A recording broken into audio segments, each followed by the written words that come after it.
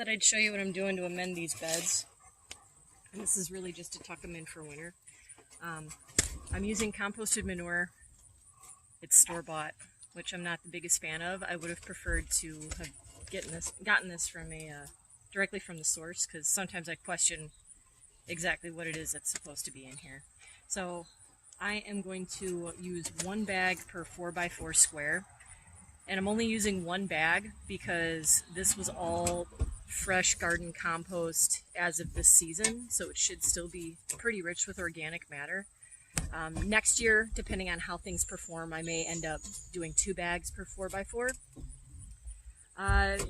It does add up quickly when you have a large garden, though. These are $3 a bag, at least right now. Over winter, they were something like $1.50 a bag. So if it's something you want to do, it may make sense to stock up over winter and just hold these the whole summer. I don't know, up to you. But again, this is just what I'm doing at the end of the season. In the spring, I will still add additional amendments, like the organic granules that you can buy. The problem with that is that if I was to add them to the soil now, they could potentially just wash out without any plant even using them. So I'm going to cut these open.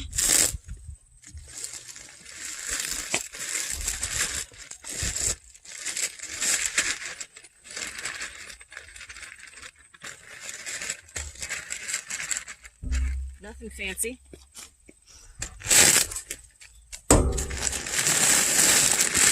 And I am covering up last year's mulch, or this past season's mulch, because ultimately what it'll end up doing is it is going to add to my organic material in layers, because I do not till. What I do is I just add to the top. This also reduces your weeds long term, because when you till things up that have the roots in it, root systems from weeds, what ends up happening is it actually promotes more growth. So you're doing yourself a disservice if you're fighting weeds. Just spreading this across the top layer, and you'll notice it really doesn't come out too much. So if your soil is struggling, you want to add more than 1 bag to a 4x4, because this probably would not be enough if your soil, especially if your soil is looking like dust.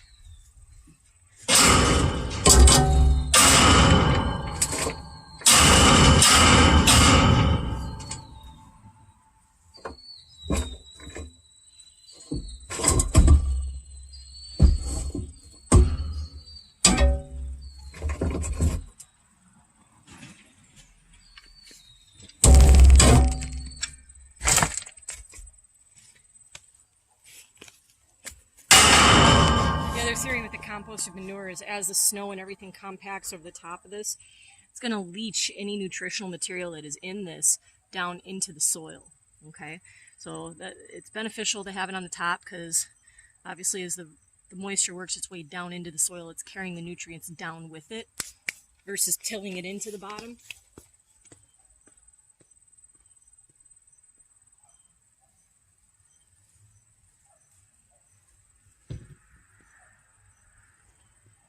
And then what you do is add a layer of straw. And this is all going to be added to the organic material in here too. If there's a ton of this left over on the surface come spring, I'll just end up raking it off and composting it.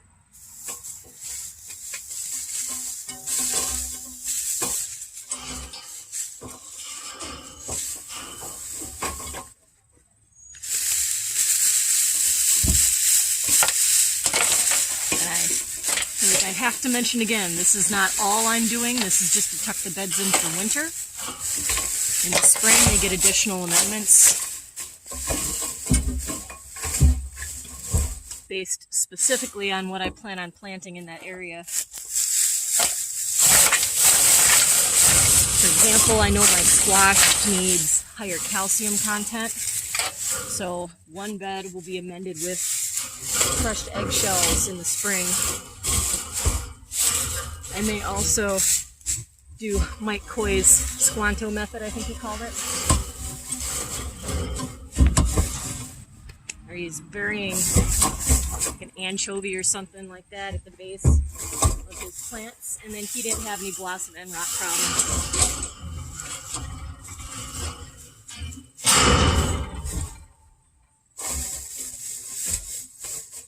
Alright, so I think you get the picture. So the snow and everything is going to build up on top of this, and it's going to break down. Straw breaks down fairly easy. Hopefully I don't end up with any seeds in this. I'm seeing what looks like broken up seed pods, so hopefully there aren't too many in here. Otherwise I'm going to be dealing with that next summer, because that is a thing if you use straw. I'm sorry, if you use something that is not completely broken down. I went the cheaper method and bought straw bales versus the already cut up, because you can buy cut up plastic wrapped bales that will have straw like this size in there, right? Free of seeds. You might want to go that route if you have a smaller garden versus buying a straw bale that could have things like this in it. We'll see what happens in the spring. Yeah, so as the snow and everything is on here, it's going to break all this stuff down. Straw does break down really quickly, and it will continue to add additional nutrients down into the soil. So that's what I'm doing today.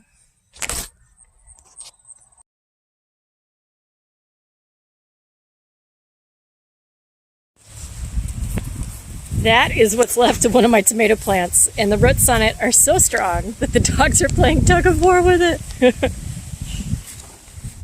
What you doing?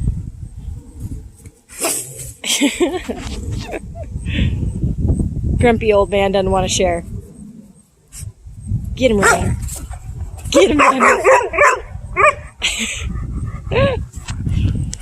Well, give me it. That's a good boy. Drop. Thank you. Go get it.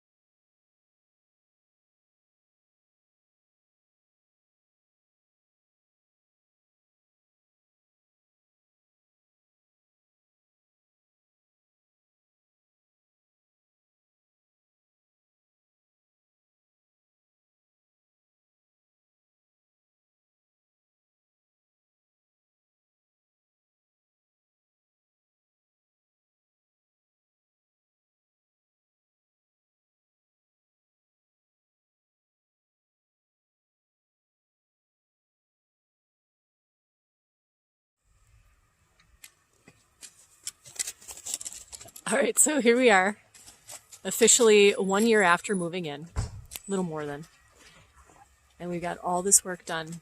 You know, it was really easy to kind of get lost in all the little projects, not advancing quick enough, or that. I think that's kind of my own standard. I have high standards for getting projects done, and honestly, it's a little much. That's Mason. Hello. Where's Hunter? Right here. There's Hunter. Those are my two Hi, guys. boys.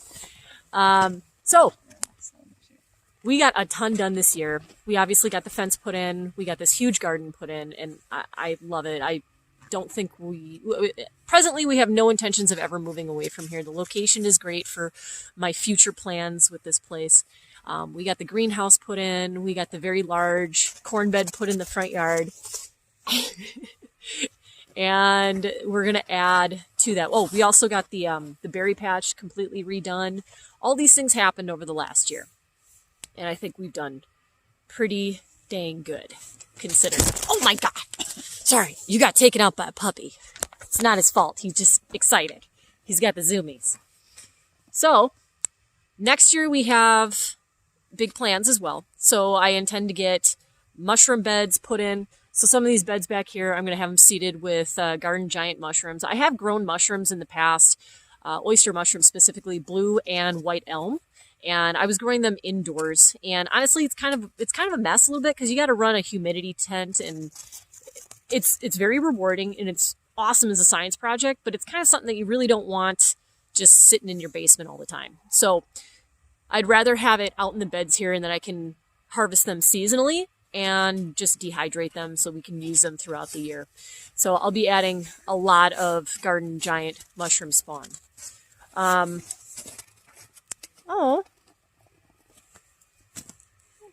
hold on. Remington, come.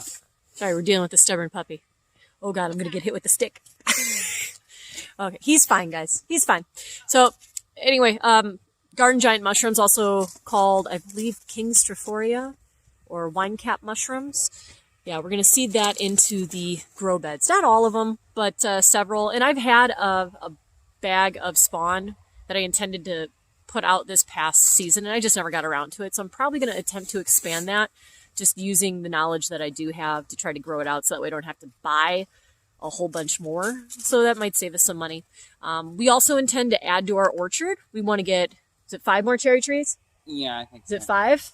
Yeah. 5 more cherry trees, and we're going to get dwarf stellas was the plan. So we got to find a nursery that's going to let us order ahead of time, and hopefully we get something more than just twigs. What else are we adding? Oh, a big bed. Yeah, bees. Shh. Now we're going to add another big garden bed to the front yard as well, and so the one that I had corn and sunflowers and amaranth growing in this past year, we're probably just going to dedicate that just to sunflowers and amaranth. And then we'll use the bigger bed that we're going to put in the front yard for corn going forward. And we'll just use the smaller one for sunflowers and amaranth because that's still something that we have a lot of value in growing. We're also going to work towards getting an education in bees this year. And hopefully the year after, we'll actually get our first hive going. I think it's probably a bit much to jump directly into bees this coming season when I am a complete novice at it. There are a lot of beekeepers in our area because anybody in town can keep them without a permit. So I've seen some on the way to the grocery store and all that. So I really got to make some connections locally and see if I can get some help from people that are actually succeeding at doing it now. So yeah, 2 years for the bees more than likely. But knowing that, next year we also want to make sure that we put in a perennial pollinator garden. So we're going to be planting a lot of perennial plants that attract pollinators. So that's going to be very exciting. I've got all the seeds for it. Hopefully I can get them to start. They're cold stratifying right now in the freezer. So we'll have more luck, hopefully, when it comes to germination. So we've got big plans for the next year. I hope you enjoyed this 3-part video. I know it was a lot. I'm sorry. But there was a lot that went on in the last year. And I played with cutting some stuff out, and it took away from everything that we had done. So you'll probably see more of these two guys next season. Mason helps a lot with the actual planting. He's a big help there. And then Hunter is typically the one helping out Joe with, that's their dad, my husband, helping him out with all of the infrastructure, all the building stuff. Hunter's been a huge help with that. So, you guys remember the bees that you started writing down coming home, and then you saw a person, he had like a bee farm, and then I don't remember that. Nope, don't remember. I don't remember how to say it. That's okay. There's going to be bees one day. One day. All right, guys. Thanks for watching. I hope you enjoyed it. And I plan on adding more content going forward. It won't be long videos like this 3-part. But hopefully it'll be little snippets of things that we're doing every single month to improve what we have here. Thanks for watching. Bye. Bye. Bye.